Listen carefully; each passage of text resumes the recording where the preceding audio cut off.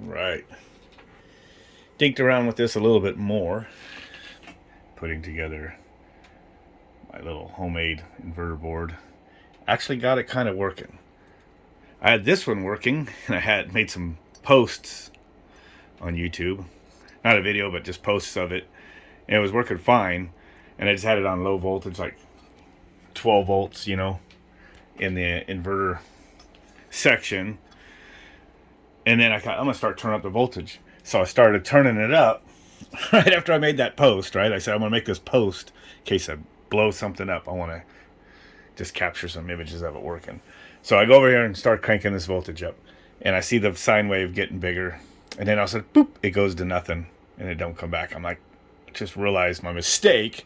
And that was I was using just the 12 volts from one power supply to both power the MOSFETs of the inverter section and the VCC power to these two little gate drivers. And they can only go up to like 15, 16 volts or so. And so I had them just the same power supply feeding both of them. So when I turned up the ones for the MOSFETs, it was turning that one up, and it exceeded the chip rating and popped these little and I started to unsolder that, and I was going to just solder on another one, and these are small. That's my finger right there. That's how small they are. And I just started ripping up the board. So I was like, screw it. I got like 5 of these that I got, so I think only one's ruined then, since it's that one, and I got those over there. So I did have to, like I said, make 2 jumps, cut 2 traces, and I had to just basically switch 2 of the signals to the gate drivers I had backwards. I mean, it makes your head spin just looking at this stuff. Getting it on the right ports, A, B, C, D, out of the pulse width modulator that I've set up for full bridge mode, pulse width modulation, just keeping track of all that. So, anyway, since we're doing a video, let's turn on the power. Let's turn on the output here. Now, this is just crude sine waves for right now. So, like, right now I have it on, 15 hertz. 15 hertz. 15. Run stop that. And I need to put a lot more in between pulses, but I have it pretty backed off because when you slow down the frequency, you slow down the voltage in VFDs by reducing the pulse width modulation. It's actually always the same peak to peak. So if you have a 230 volt variable frequency drive, it's like a 330 volt DC bus. The pulses going to that motor are always 330 volt pulses. It's just that it's the average, or RMS of the with the pulse width modulation. So need a lot more of them in between there, because obviously you see that the carrier frequency, they call it like 2 kilohertz, 4 kilohertz, sometimes 8, but these get motors don't really like that. But you'll see that. So obviously I'm not anywhere close to that frequency. Actually, I'd have to figure out what it is, I guess, if you were measuring the frequency of all these individual pulses. But I need to just fill in some more. So let me go back, not zoomed in. So there's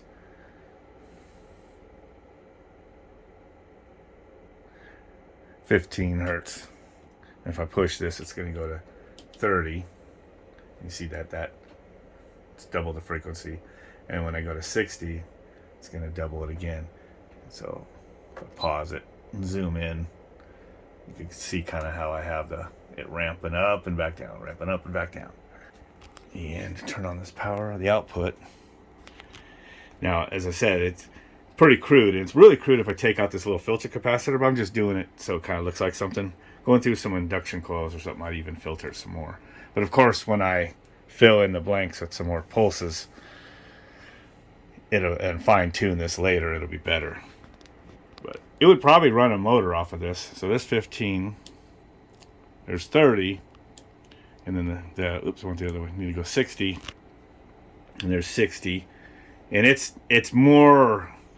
It's not as much of a sine wave yet, but of course this filter capacitor is throwing it off a little bit. But if I take it off, you actually see what you often see in variable frequency drives, which is all the individual pulses.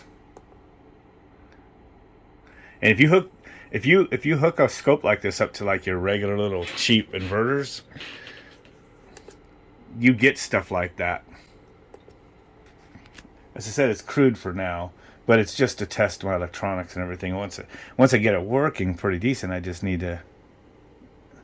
Anyway, Now, I guess we could go ahead and try letting the smoke out, right? Let's make sure this thing can start cranking it up.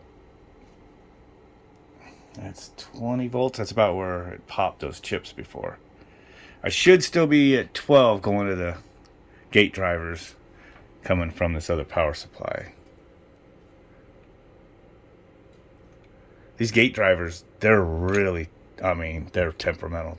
I've blown up quite a few of them. And I had a bag of them. How many I get? 15. I just ordered a bunch more, but I only have like 3 left. But they're hard to unsolder and solder on. So those were when I was soldering them on the boards. The first boards I had made, which are these, and I was soldering them on myself. And I was having issues. And then second version, I said, go ahead and let them put on some of the parts. So I didn't have all the parts laid out exactly of what I use. So I had them not solder on the MOSFETs, the pluggable connectors, or the header pins, and just using all these, header pins, connectors, and stuff and MOSFETs that I have. But if I take my file later, if I get it working and I correct that one bad reverse traces, and I could select the actual parts I'm using and swap them, if I could do that in the Gerber files, which is this. I might as well show you that. It's one of these. Oh no, these are different things. This is a new circuit board I'm trying to make for my to run my heat pump. Whenever I do get it putting that Frankenstein back in there, I'm going to just have a board etched that's got all those components on there. You can see those optical isolators to read the 24 volts AC converted to logic level inputs. And I'm going to go ahead and put relays right on the board, the same board, so I don't have to use a separate board. These will be the 3 relays. These two that interface the VFD for 40 hertz and 60 hertz digital inputs. This one will be high voltage for that reverser valve that's in this little carrier, the cannibalized carrier VRF cabinet. It has 230 volt freaking reversing valves. I'm going to cycle it through there. Microprocessor, temperature inputs, T-coil outside air, defrost sensor. High voltage up here, AC, convert to DC, which is going to feed over to that IPM module that I have to run those fan motors, that dual fan motors. I'll just use theirs. And then this is my optical isolator separating from the low voltage to the high voltage section. This is 15 volts divided and then going back to make basically a 1 to 6 volt signal in to tell what speed, pulse width modulation. I've already used this actual circuit, so I know it works interfacing to those. And then these are my inputs: common, Y1, Y2, O for my Ecobee, high pressure switch, stuff like that. I didn't put a low pressure one in here. I'll probably just series it with this. But so far it looks like my layout. Hopefully everything's right. The thing is, when I have these made, instead of etching them myself, and it gets sketchy for me to mill. I should etch. I said mill this small stuff. It's kind of hard. But it sucks if I go, oh, this looks good, and I pay to have these boards made, and then you have a mistake. This mistake's not too bad because it's just 2 little traces I had to fix, but sometimes it's worse than that, and you just wasted all your money. Especially on this one, I'm going to have the relays and everything soldered on for me when they arrive. Diodes, everything. So, this right here should be got distracted there. Come on, open. There we go. This should be the one that we're working on right now. It's here's my feeding my MOSFETs, which right now we have up to 20 volts. It hasn't let the smoke out. This is the motor output or signal output. I'm actually making this more to run like a transformer and maybe a unloaded ECM or something, just for test. I'm just making a cheap step up inverter. That's what I'm thinking of doing with this. And maybe a motor speed controller for single phase. I don't know. I'm playing around. So test things I have. So all this worked. When I made this, except for these 2 mistakes, which I think I moved them now. I think I fixed it on this. But other than the 2 traces I had to fix, this circuit I made worked. So that's cool. And that's this. So let me turn up the voltage more. This only goes up to 50 volts. So there's 30. And it's square waving the crap out of that. I have a voltage divider here. So that's the full. Let's see here. Nope. Yeah, it's as much as I'm going to get. Let's try to go up to 35 volts. It's 40. Fuck it, there's 50. So it's working. You never know sometimes with the value of the capacitors and stuff that I have on there. And there it goes slower and see what it looks like. 15. Alright, it actually stayed looking the same, which means all those capacitors and the drivers are probably working. No shoot through. When you get shoot through, man, that's when you accidentally have two of these MOSFETs that are direct, one's connected positive, one's negative. You have these two gated on, overlapping at all. It's called shoot through. And the current's like, the only thing limiting is your power supply and your circuit, which will just fuse something. But I have this limited at 0.1 amps. So, and most of that's all this filter capacitor. If I unplug this capacitor, then it's like 0 amps, but then you get that, where you see in that again. Okay, got that cap on there again. I tried a couple different values. You go too high in microfarad, it's, it becomes a short to the alternating current. So this is clipping off. It's probably a little more smoother at the top. It's just that I'd have to change the voltage divider again. It says 46 volts, so it's all peaked out. Pretty close on the frequency. It says 60,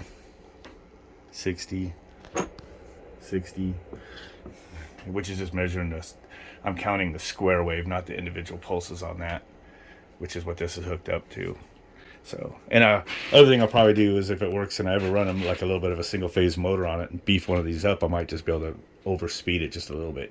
You can't overspeed a motor too much since you can't turn the voltage up anymore, unless the load, permits. But anyway, 50 volts, cool. I might want to hook a fan motor on it and see if it kind of spins it or not. Sketchy shit. These batteries aren't even fully charged. Actually, low, like 9 volts, but has put 4 in series with the 50. Oh, what just tripped? Is it this? It says this loose connection here. I don't know why, but my processor kept resetting a couple times too. It keeps going down to nothing. To low frequency. But going through all these jumpers, interconnecting the board, sharing grounds, I'm sure I got all sorts of ripple on my power since it's all hooked up. So it tried to run. It probably will run when this is actually hooked directly up to power. All separate power supplies, and you should be careful grabbing those because that could be high voltage. Yeah. I hooked. So the goal would be to, and that's probably what I'll do next, is get this all hooked up a little better than this. And then rectify my AC power, which will be 170 volts DC, and flip that switch and see if all this isolation holds up. I think these gate drivers set up to 200 volts, so they should be able to isolate that. Depends on how all your circuitry is. So that should be the next thing. We see this thing keeps resetting. It's trying to run, but if I could get it actually working and know it works, that'd be kind of cool to make my own little small single phase motor speed controllers. Be kind of cool then to beef it up and actually start big load on it. Not a board like this, but maybe a little bigger, but but like a small compressor. Now, one thing I've already was trying to make this for months now on, kind of studying up and doing all this with the microprocessors and some electronics and some methods of doing it, adapting what I'm learning, to make my own stuff. I've been working on this for months for an idea, just like I said, for like a little just test power supply, low power, or to maybe power some unloaded small motors that are higher voltage, but just off of 115, But lately, you know, I saw these videos that keep sharing into my YouTube feed, and like that one is that Easy Start device, which I've covered now, and also put a couple posts. All right, since I got the pictures open here, these things. Somebody sent me these files from the internet because somebody took it apart. So I still don't have one in my hands, but I could still look at here and tell you guys that there's no variable frequency ramp up in this thing. People think it is. So let's compare like to this Easy Start unit that people were telling me about. These things. And I saw this because it kept popping up on my feed. And people were trying to say, oh yeah, this is a compressor ramp up. Like a VFD. But I'm telling you guys that it's not. Now, I'm not exactly sure because I haven't had this in my hands. I haven't been able to hook it up, put a scope on it. But when we look through here, you see why it's not. And you kind of see like what I'm doing for a small scale. This would not even hold a candle in starting up a freaking 4 or 5 ton compressor. Maybe a, you know, small, something really small. But these originally came out, it seems to be for like RV AC units that couldn't start on a generator very well. They start a utility power fine, but the generator isn't quite big enough. Sometimes just adding a true potential relay capacitor, you know, hard start will do it. But though the timing isn't perfect in those, plus you still have all the motors and the compressor starting at the same time. So their idea here was this is adding delays. So I can see its use, and it does have a lot of fine electronics in there. So don't get me wrong, other than the case being kind of generic. But what it's doing is you're pulling off your run and your start wires and everything from the compressor, from the contactor, and they're keeping the outdoor fan motor connected. So the outdoor fan motor starts, that inrush, you know, drops to run load amps on that motor, and then, you know, it gave it a few seconds, and then it closes these little freaking relays that are in this thing that, by the way, all your 4 or 5 ton scroll compressors are pulling through. And then you have that inrush secondary. Now, if this is on a small RV unit, well, you got a blower motor, a dual shaft often that runs the indoor and outdoor fan. So it probably has a pretty good amount of inrush current for that. And then it slowly drops once those fans, the dual fan gets up to speed. And then it starts its compressor, which is probably only a 1.5 ton, maybe 2 ton at the most, but they're usually pretty small. So I could see this working to separate the amperage. It doesn't go from like, you know, a fraction of what the run load amps is. It's just less. It's in steps, and it's starts quicker in the most. And I'll show you kind of what I think they're doing. So it works maybe fine and dandy on an RV unit where it's just dropping the amps enough that it couldn't start off that size of the compressor before, but now it does.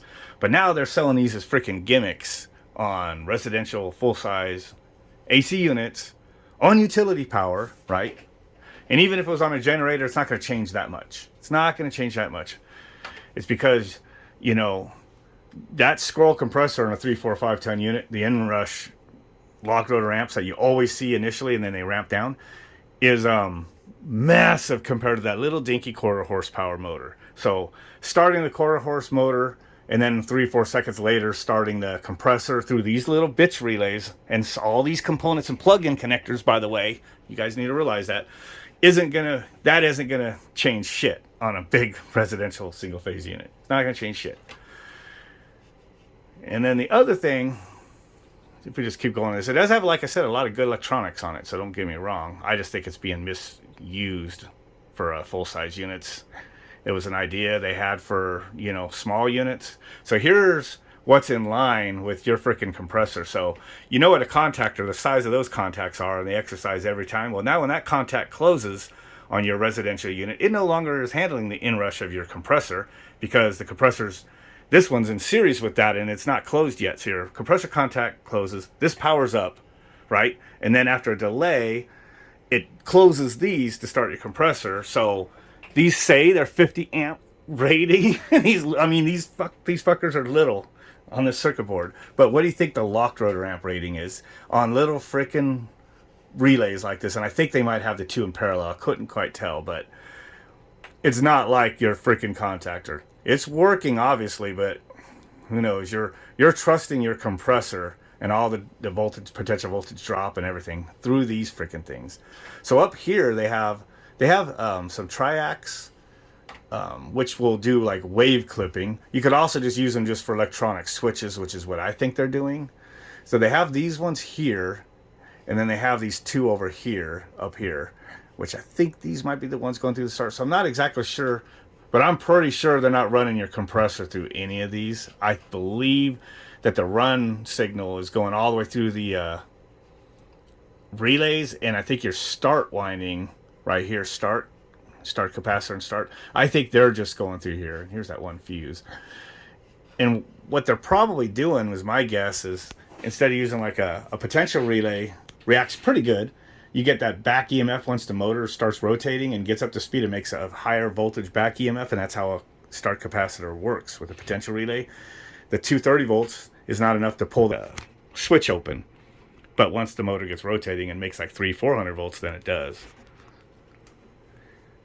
So, and then use like those old super boosts and everything I used to criticize in my old video. They used to just hold it on for a solid second fixed, and Kickstart did a good presentation with that, showing us how that's bad, and it's really heating up your start winding every time because it's holding it on like on average like over twice as long as it needs to be. If you listen to a start capacitor potential relay here, click click when it starts, you know, it's a fraction of a second, but even it has some lag, right? So I guess what these guys are doing is saying, well, if we do it electronically, we can really precisely control it. And they said it learns after like 5 starts or something like that. And maybe it is. I don't know if there's a current sensor in here. I don't really notice any.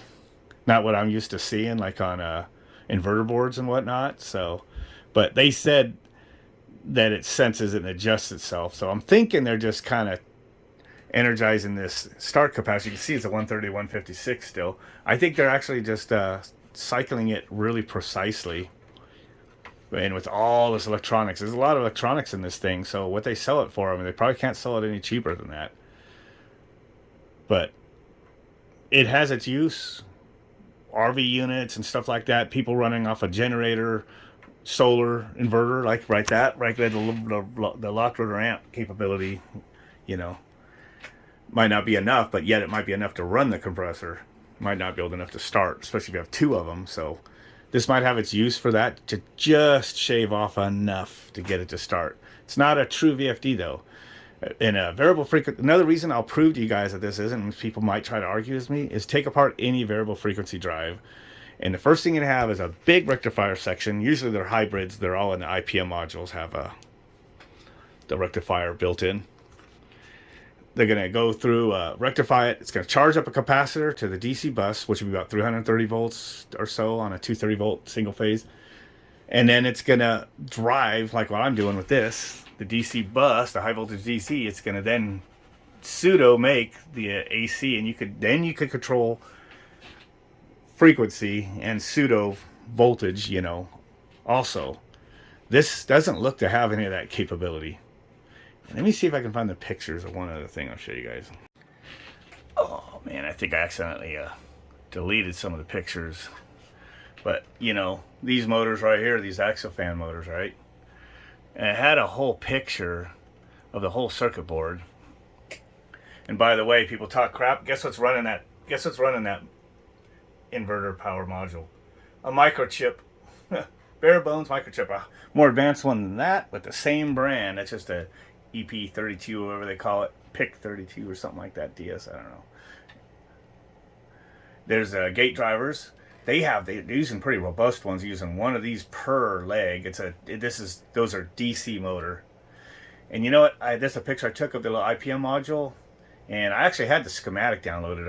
I don't know where I put it, but that module, similar to like the kind of modules you find in VFDs and everything, it has everything, and it has a like in that case, it has a 3-phase rectifier built in, and then it has a DC bus coming out, going to the capacitor that's on that board, and then it has all the inputs from the gate drivers, and it's got the outputs to the 3 poles to the brushless DC fan motor. And VFDs, I mean, it's a pretty similar hardware to do AC power also, and so you have like all those components: rectifier, you know, capacitor stored to the DC bus that's rectified, and then, you know, the MOSFETs or IGBTs or whatever, or IPM module or something. And where is it? It's not in here. There's triacs. I looked up all these parts. These are triacs. These are triacs over here, just 2 of them together. And they're actually, I'm sorry, they're not even triacs. These are all SCRs. Silicon controlled rectifier or whatever, they're gated, but they only do like just one polarity. But if you put two of them together in opposite polarities, then you make a triac, which does the full sine wave.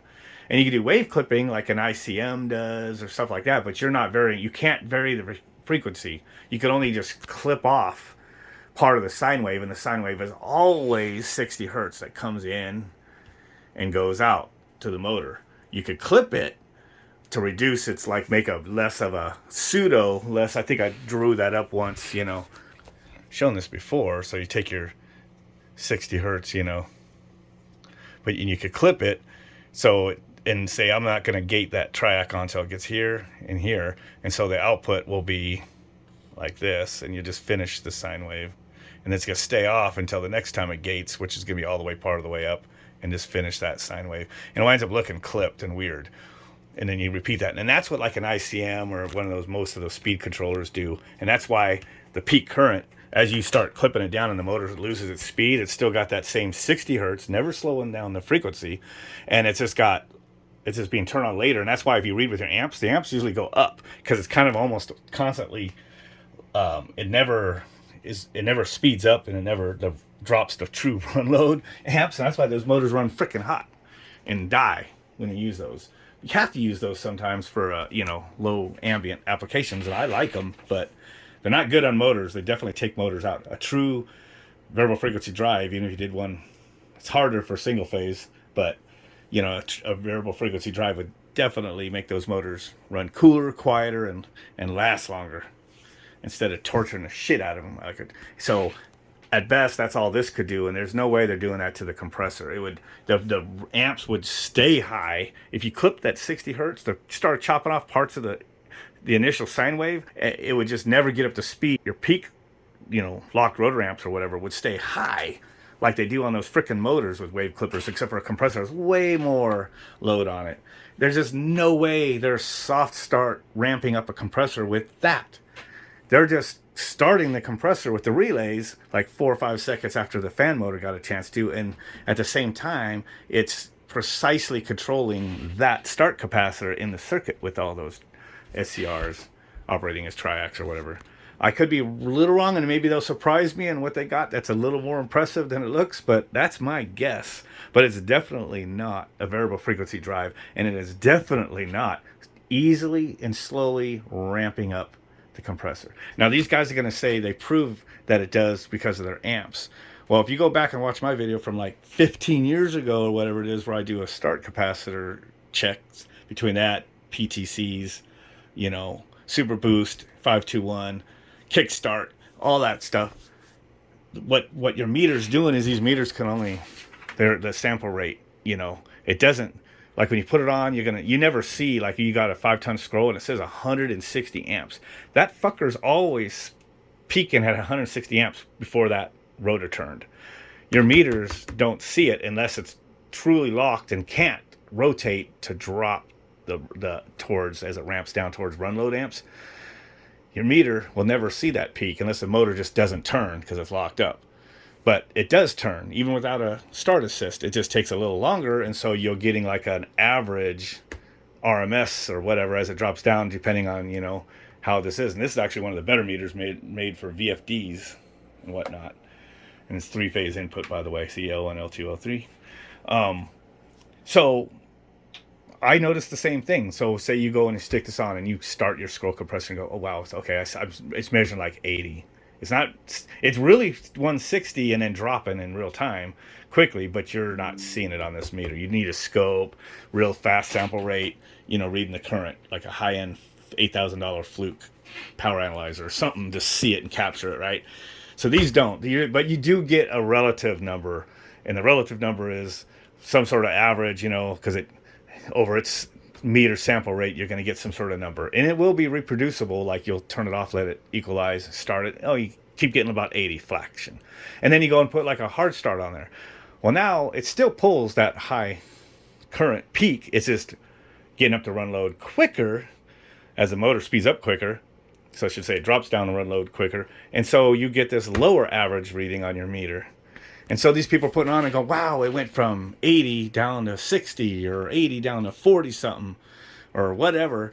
It's just because that your meter, that's the way your meter just captures it. And that's the average on the meter because, you know, it got up to speed quicker with that in the circuit, just like a kickstart does or anything else. And the funny thing is they're not comparing the kickstarts or anything, or 521s. So if I had one of these, I would probably go out there to my one older unit out there, that Goodman piece of junk with a recip in it, which would battle these like a motherfucker, and I'll put on, you know, this, a 521 or whatever I have my hands on, and show you the difference. It would probably be similar, you know, but it's not a VFD. It's not a true soft start. A true soft start is like a Benshaw starter or something, where, and of course that's all mostly 3-phase stuff. I think they do make single phase stuff, but those do is their VFD is not rated to run the motor continuously, but their VFD is just made to start the motor, and it takes away all that inrush current on huge industrial stuff. Those are true soft starts. They ramp up to 60 hertz over a couple seconds, and then switches over to line power direct with the transfer switch. And you could do that on big pumps, compressors, whatever, that you don't want to put a huge variable frequency drive on it. You know, it's going to be really expensive. You get a smaller Benshaw starter or whatever that has that technology, but it's just rated long enough to start the compressor. That's a soft start. This is just a start assist.